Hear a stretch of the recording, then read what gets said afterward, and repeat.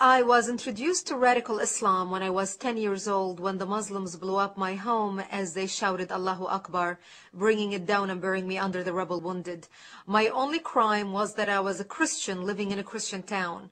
I learned at the age of 10 years old the meaning of the word infidel.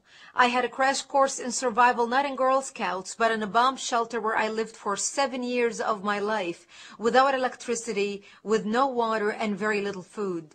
To get some food, I would crawl out under the bombs and the snipers' bullets to gather grass to eat, and we would crawl to a nearby spring to get some water. At the age of 13, I dressed in my burial clothes, getting ready to go to bed at night, waiting to be slaughtered at the hands of the Muslims. And by the age of 20, I had buried most of my friends who were killed by Muslims. And we were not Americans living in New York, and we were not British citizens living in London. We were Arab Christians living in Lebanon. I come from Lebanon. Many people do not realize that Lebanon used to be the only majority Christian country in the Middle East. We were open-minded, we were fair, we were tolerant, we had open border policy, we welcomed everyone into our country because we wanted to share with them the westernization which we had created in the heart of the Arabic world in the Middle East.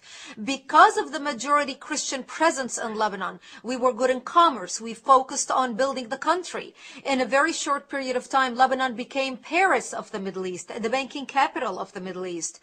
But sadly, because of our open border policy and our open-mindedness and tolerance and fairness, we welcomed people who were not supposed to be in our country in the first place. Muslims used to send their children to study in our universities because we had built the best universities in the Middle East, in the Arabic world.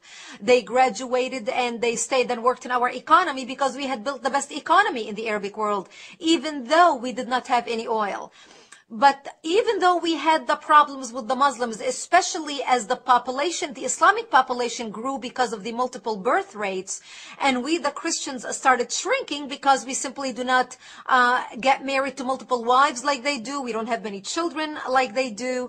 So over 20, 30 years of this trend, they became the majority and we became the minority.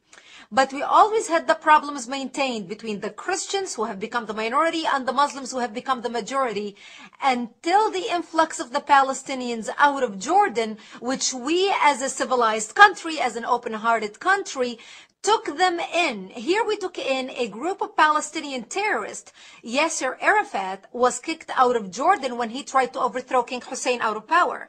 But because of the dictatorship of the king, King Hussein kicked them out and actually killed more Palestinians in Black September than the state of Israel has killed in all its existence.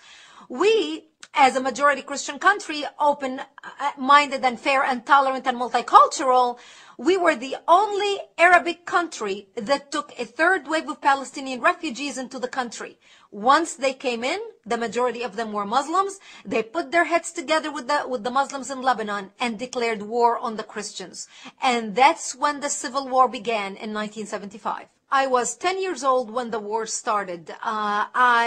Because of the presence of the Palestinians and because of the open border, a lot of Muslims poured into from Arabic countries throughout the Middle East to help the Palestinians establish a presence in Lebanon. They wanted to use our open borders, our laws, our westernization, our fair and open-mindedness against us, using our laws against us.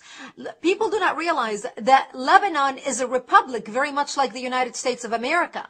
So our enemy was able not only to infiltrate our country, but also use our existing laws to their benefit to establish their presence and twist the laws to their side.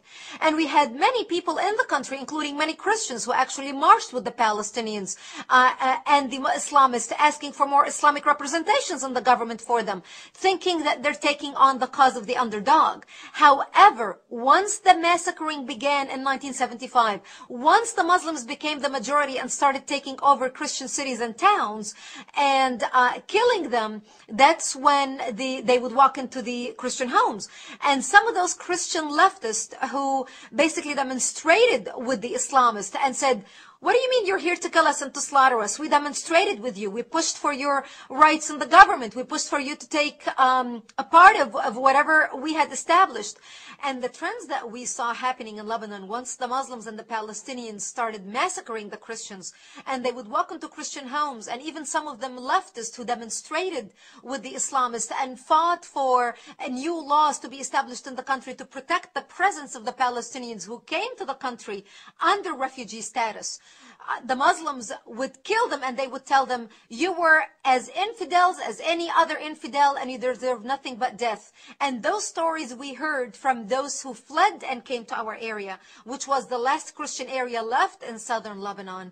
And this was the price that we paid for our open-mindedness and our tolerance of those who came into our country, who had no intention of assimilating with us, who had no intention in becoming a part of the Lebanese society and advancing with our Western advancement in the Middle East, but wanted to come, and once they became the majority, wanted to impose their backwardness, their way of life, their way of being on us, which brought our culture down.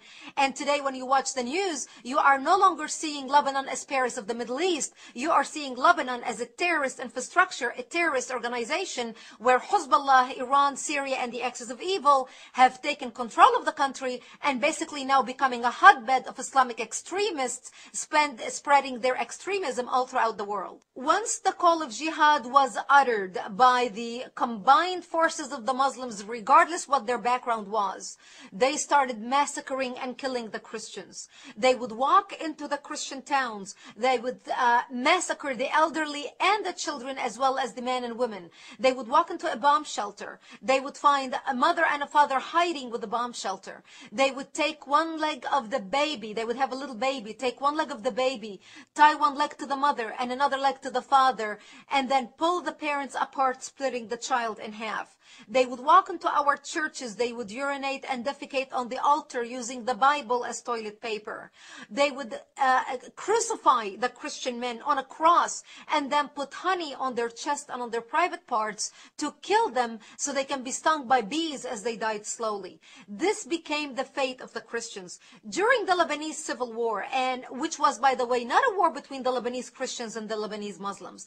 It was a war between the Lebanese Christians trying to defend their existence in the Middle East and their democracy in the Middle East, and the Muslims who came from all around the Arabic world to fight with the Palestinians, to create a base from which to fight Israel, kill the Jews and throw them into the sea, and take Lebanon and declare it an Islamic state. And this is what they have been trying to do, and they have successfully done that using our laws. Today, the Christians in Lebanon are less than 20%. And during the Lebanese Civil War, 160,000, an estimated 160,000 people died in Lebanon.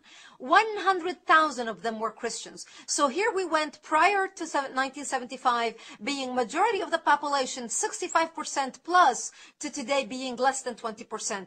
And today, those who are still living over there, if the United States or any other country would offer them visas to come to the West and leave the Middle East, they would do that in a heartbeat and leave with the shirt on their back.